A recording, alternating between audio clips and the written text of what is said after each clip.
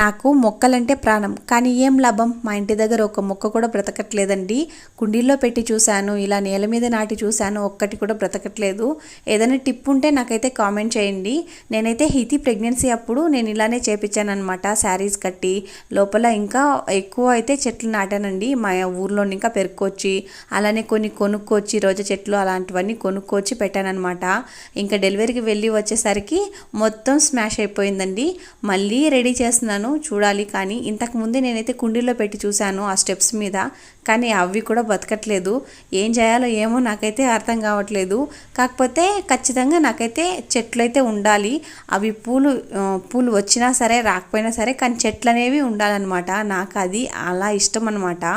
ఇంకా ట్రై చేస్తున్నాను, కానీ చూడాలి వస్తాయా రావా అని చెప్పేసి. ఆడపిల్లలు ఉన్న ప్రతి ఇంట్లోనూ చెట్లయితే ఖచ్చితంగా ఉండాలి, ఎందుకంటే అవసరం పడుతుంది. ప్రతిసారి వేరే వాళ్ళ ఇంటి దగ్గరికి వెళ్ళి అడుక్కోలేం కదా.